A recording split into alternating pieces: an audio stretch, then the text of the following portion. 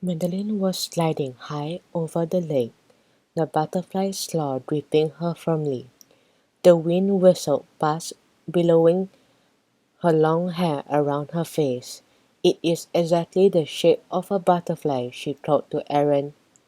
"What is?" groaned Aaron. "The lake, silly boy," Madeline diddled.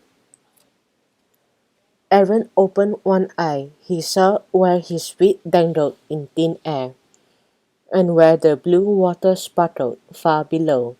There was nothing holding him up except the butterfly. He squeezed his eyes shut again and shuddered. His stomach lurched horribly. "I'm so glad I didn't eat lunch," he thought. "And as for the dolls, they are crazy." It sounded like Madeline was enjoying herself. "Aaron, you're missing all the fun," Madeline called. "We are turning. We're heading back to the camp." The two giant butterflies started a long, slow turn, steaming through the air high above the water. "Wow," Madeline yelled. "It's just like being in a plane." Then she let out a short, sharp scream of surprise.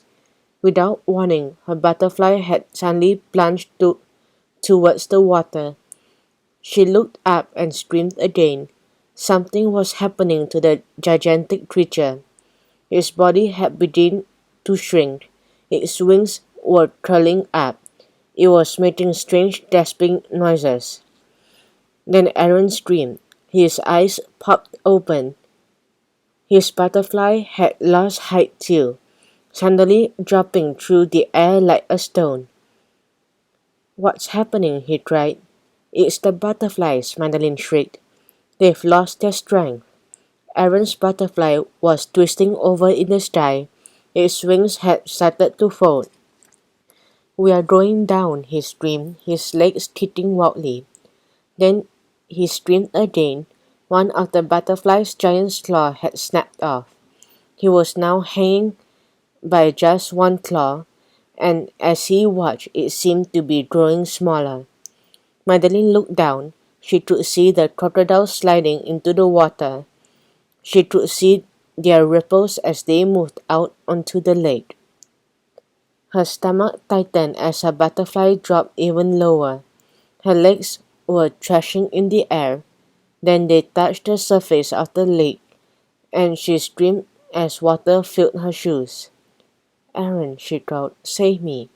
Aaron heard his shirt begin to rip. The butterfly's last claw was getting smaller and weaker, and its wings had almost ceased flapping. Any minute now he would hit the water, right in the path of the first ugly crocodile. He looked around, his heart beating madly. He could see the camp clearly. Kids were playing by the hall. Mr. Troy was pacing up and down, talking into his handphone. Why didn't someone look across and see him? He clapped his hands around his mouth and shouted as loudly as he could. "Hey, look over here! We're over here! Help!